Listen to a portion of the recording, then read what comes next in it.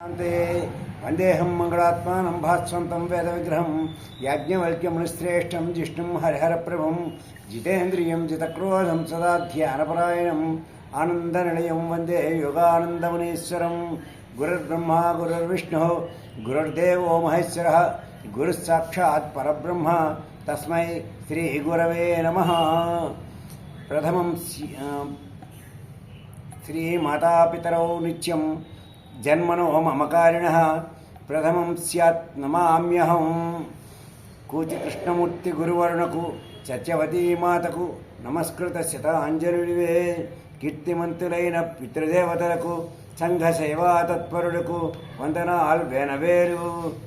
ఓం సవిత్రీభిర్వాచాం శశిమణిశిలాభంగరుచిభిః వసిన్యాద్యాభిః త్వాం సహజనని సంచింతయతి యః స కర్తా కావ్యానాం భవతి మహతాం భంగిసు భగైః వచోభిః వాగ్దేవి వదన కమల ఆమోదమధురైః. పరమేశ్వర స్వరూపమైనటువంటి సభకు నమస్కారము. యోంతః ప్రవిశ్య మమ వాచమిమాం ప్రసుప్తాం సంజీవయతి అఖిల శక్తిధర స్వధామ్నాం అన్యాంశ్చ హస్తచరణత్వగదీన్ ప్రాణాన్నమో భగవతే పురుషాయ తుభ్యం.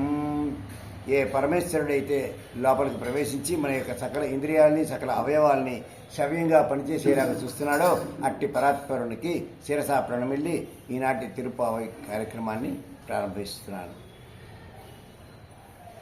నీలాతుంగస్తనగిరితటీ సుప్తముద్బోజ్య కృష్ణం పారాధ్యం స్వం శృతిశతశిరసిద్ధమభ్య అధ్యాపయంతి స్వచ్ఛిష్టాయాం ప్రజనిగళితం యా బలాత్కృత్య భుంక్తే గోదాతస్యై నమయిదమిదం భూయ ఏవాస్తు భూయః. సహజంగా ధనుర్మాస వ్రతంలో నిన్నటి రోజు 7వ రోజు, ఈరోజు 8వ రోజు. నిన్నను ప్రవచనం చెప్పనందుకు గాను ఈరోజు నిన్నటిది ఈరోజుది కలిపి ఈరోజు చెప్పుకుంటున్నాం. నిన్నటి పాత్ర ముందుగా కీచనైంగు మానయిచ్చాత్తగలందు పేసిన పెచ్చరవం కెట్టిలయ్యో పేయిప్పడే காசும் பிறப்பும் கலகலப்பக்கை வாசனர்களாய் சியர்மத்தினால் ஓசைப்பொடுத்த தைரவம் கெட்டிலையோ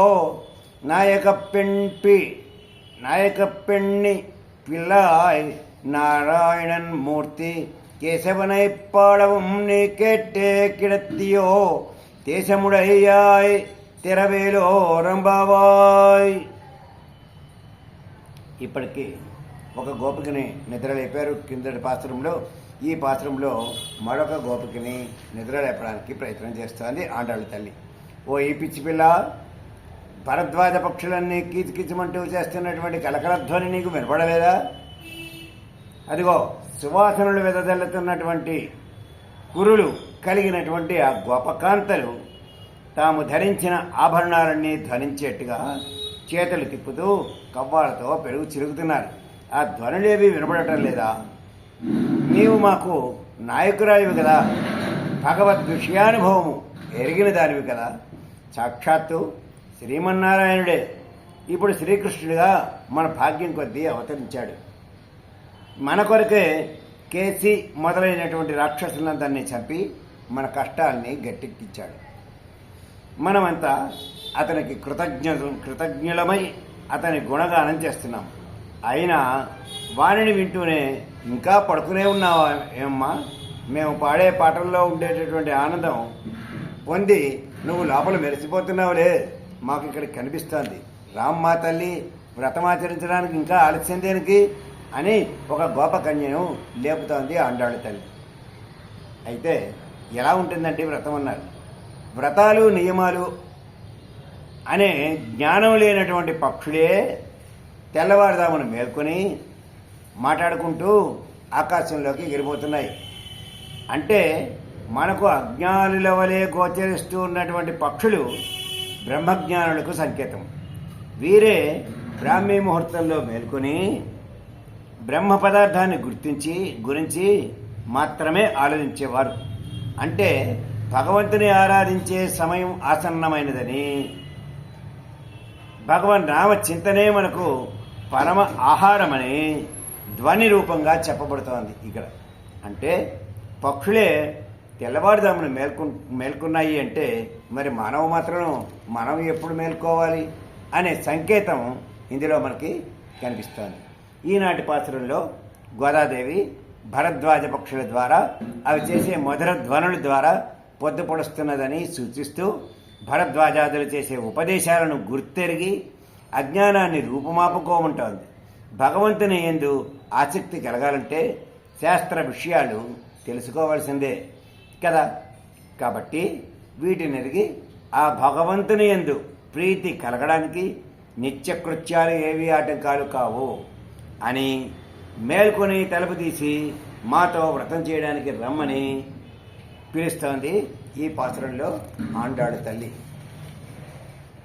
కీసు కీస్ ఎన్రా, అదిగో పక్షులు మాట్లాడుతున్నాయి. ఏమిటి ఆ పక్షులు అంటే ఆచార్య దేవుడు అని చెప్పేసి మనం క్రిందటి పాత్రలో చెప్పుకున్నాం. కలందు పేసిన పెచ్చరవం కెట్టి అయ్యో, పక్షులు వాటి ఆహారం కోసం వెళ్ళడానికి ఒకదానితో ఒకటి ఎడబాస్తున్నామే అని బాధతో మాట్లాడుతున్నాయి. నీకు వినబట్టం లేదా? కేవలం మేము నిల్చున్న చెట్టు మీద పక్షులే కాదు, ఎంగుం అన్ని చెట్ల మీద ఉన్నటువంటి పక్షులు కూడా అరుస్తున్నాయి అంటూ ఆండాళ్ళ తల్లి అనైత్యాత్తన్ భారద్వాజ పక్షి గురించి ఈ పాత్రలో చెప్తాను. ఈ భారద్వాజ పక్షులు కేరళ, తమిళనాడు తీర ప్రాంతాల్లో ఉంటాయి. ఇవి చిలుకల్లాగా ఉండి అవి ఎలా అయితే మాట్లాడతాయో అలాగ మాట్లాడగలిగినటువంటి సత్తా కలిగినటువంటి పక్షులు అన్నమాట. ఇక్కడ భరద్వాజ ఋషి యొక్క గొప్పతనాన్ని తెలియజేస్తోంది. భరద్వాజ పక్షులు అనడంలో ఆ భరద్వాజుడు ఎంత గొప్పవాడో అని తెలియజేస్తోంది ఆండాళ్ళ తల్లి. ఎలాగా అంటే రాముడు వనవాసానికి వెళ్ళినప్పుడు ఒకరోజు భరద్వాజ ఆశ్రమంలో ఉండి వెళ్తాడు. ఆ తర్వాత భరతుడు రాముణ్ణి వెతుక్కుంటూ అదే ఆశ్రమానికి వస్తాడు. అప్పుడు భరద్వాజుడు భరతుణ్ణి అతనికి ఉన్నటువంటి రామభక్తిని పరీక్షించాలనుకుంటాడు. ఏ పాపం చేయని రాముణ్ణి ఏం చేయాలని బయలుదేరావు అని ప్రశ్నిస్తాడు భరతుడిని భరద్వాజుడు. అయితే దానికి భరతుడు ఏం సమాధానం చెప్పాడు? మీరు త్రికాలజ్ఞులు కదా, మీకు కూడా తెలియదా నా అంతర్యం అని విలవిలా ఏడ్చాడు ఆ భరతుడు. అందుచేత భరద్వాజుడు ఇంకా అతన్ని పరీక్షించగోరి తన తపో సంపద అంతా ఖర్చు పెట్టి ఎన్నో విలాసాలు కలిగి ఉన్నటువంటి ఒక చక్కటి భవనాన్ని, రాజభవనాన్ని సృష్టించాడు. అలా సృష్టించిన తర్వాత అందులో ఒక సభ ఏర్పాటు చేశాడు. అప్పుడు భరతుడిని నువ్వు వెళ్ళి ఆ రాజ్య సింహాసనం మీద కూర్చోవయ్యా అని చెప్పాడు. రాముడేమన్నాడు? రాముడు కూర్చోవలసినటువంటి రాజసింహాసనం వైపు వింజామరం ఎవరైతే ఊపుతారో ఆ వాళ్ళు కూర్చునేటటువంటి చోటుకి వెళ్ళి ఒకసారి వింజామరం వీసినట్టుగా భావించి ఈయన మంత్రి కూర్చునేటటువంటి సింహాసనం మీద కూర్చున్నాడు. అప్పుడు భరద్వాజుడికి భరతుని మీద మంచి నమ్మకం కలిగింది. అప్పుడు భరద్వాజుడు భరతంతో నాకున్న తపస్సంపద అంతా వినియోగించానయ్యా, అయితే ఎక్కడ వేస్ట్ పోలేదు, నువ్వు కూడా చక్కగా నీ యొక్క ఆంతర్యాన్ని స్పష్టంగా తెలియజేశావు, నా యొక్క పని అంతా కూడా సార్థకమైంది అని చెప్పాడు. భరద్వాజుడు ఒక్క పురుష ఆయుస్సు వేదాధ్యయనం కాగానే తనకి ఇంకో పురుష ఆయుస్సు కావాలని బ్రహ్మదేవుడి గురించి తపస్సు చేశాడు. ఆయన ప్రత్యక్షమయ్యి నువ్వు కావాలనుకుంటున్నటువంటి ఏ కోరిక అయితే ఉందో ఆ కోరికను నేను తీరుస్తాను, నీకు మరొక పురుష ఆయుష్ ఇచ్చాను అని చెప్పాడు. దాంతో తృప్తి చెంది ఆయన మళ్ళీ తపస్సు చేశాడు. చేసి ఇంకా తృప్తి తీరక మళ్ళీ తపస్సు చేసి బ్రహ్మ గురించి స్వామి నాకు ఇంకో పురుష ఆయుష్ కూడా కావాలి అని అడిగాడు. అంటే మామూలుగా ఇచ్చేది ఒకటి, తపస్సు చేసుకుని సంపాదించింది ఒకటి, అంతకంటే ఇంకోటి కూడా మళ్ళీ తపస్సు చేసి సంపాదించాడు. ఇలాగా 3 సార్లు ఆయన తపస్సు చేసి 3 పురుష ఆయుష్యుల్ని పొందాడు. కాబట్టి ఆయన యొక్క గొప్పతనాన్ని మనం తెలుసుకోవాలి. కాబట్టి అందరూ కూడా వేద అధ్యయనం చేసి అది సరిపోనట్టుగా అనిపించింది. అయితే ప్రజాపతి ఆయనకు ఒక్కసారి కళ్ళల్లో 3 పర్వతాలు, ఆ పైన 3 పిడికెళ్ళు కనిపించేలాగా ఆయన ఒక దృశ్యాన్ని చూపించి ఇక చదివింది చాలయ్యా, నువ్వు చదివింది ఏదైతే ఉందో అది కాస్త ఆచరణలో పెట్టు, అది 10 మందికి ఉపయోగపడుతుంది, అంతేకాదు అది రామభక్తుని యొక్క సేవ కూడా అవుతుంది స్వా అని చెప్పాడు భరద్వాజుడు. అయితే భరద్వాజ సంహితలో ఇవన్నీ కూడా మనకి వివరంగా దొరుకుతాయి, ఇంతకంటే వివరంగా. అయితే 3 పురుషాయుష్యుల్లో సంపాదించినటువంటి తపస్సంపద అంతా కూడా ఆయన ఏం చేశాడు, భగవద్భక్తి కలిగినటువంటి మహనీయుడి కోసం వినియోగించాడు. కాబట్టి ఆయన ఏ కాలం వాడైనా ఈ కలియుగంలో ఇంకా ఆయన్ని తలుచుకుంటున్నామంటే అంత గొప్ప పనులు చేశాడు కాబట్టి అని చెప్తున్నారు ఇక్కడ. అయితే ఆండాళ్ళ తల్లి అలాంటి భరద్వాజ పక్షులు అని భరద్వాజ అనేటటువంటి ఆయన యొక్క పేరుని మనకి పరిచయం చేస్తుంది. అయితే దీంట్లో ఉండే ఆంతర్యం ఏమిటంటే, నువ్వు భగవంతుడిని మాత్రమే తలుస్తున్నావు, భగవంతుని యొక్క భక్తుల్ని మాత్రం కడపటం లేదు. పేయిప్పిణ్ణే, ఓ పిచ్చిదానా, నువ్వు లోపల ఉన్నావు కదా, నీకన్నీ తెలుసు కదా, నువ్వు వచ్చి మా చేత వ్రతం చేయించు, మనం అందరం కలిసి ఈ వ్రతం చేద్దాం అని చెప్తాను. గోకులంలో గోపికలకి నిత్యకర్మ ఏమిటి అంటే పెరుగులు చిలకడం, అది భగవంతుడికి ఆరాధనగా ఇవ్వడం, అదే రొటీన్ పని అన్నమాట. ప్రతినిత్యం అలాగే చేస్తూ ఉండేవారు, దాన్ని అలాగే ఆచరిస్తూ ఉండేవారు. అయితే దానికి వాళ్ళు స్నానం ఆచరించి పువ్వులు ధరించి ఇవన్నీ భగవత్ సేవకే అనే భావనతోటి ఆ భగవంతుడిని సేవించారు. అయితే అక్కడ ఉండేటటువంటి ఆవులన్నీ కూడా కృష్ణ కరస్పర్శతో పెరిగినవి కావడం చేత అవి ఇచ్చే పాలు కూడా అంత చిక్కగా ఉంటాయి. ఇక పెరుగు ఇంకా చిక్కగా ఉంటుంది. వీళ్ళకి పెరుగు చిలకడం చాలా కష్టంగా ఉండేది, అంటే అంత చిక్కగా పెరుగు తోడుకుండేది అనమాట. ఇక కృష్ణనామస్మరణం చేసేవాళ్ళు పాలు కాచిన, పెరుగు చిలికిన, వెన్న దాచిన అన్నీ కృష్ణుడు కోసమే. కృష్ణుడు వెన్న దొంగిలించడం కూడా వారికి ఇష్టమే.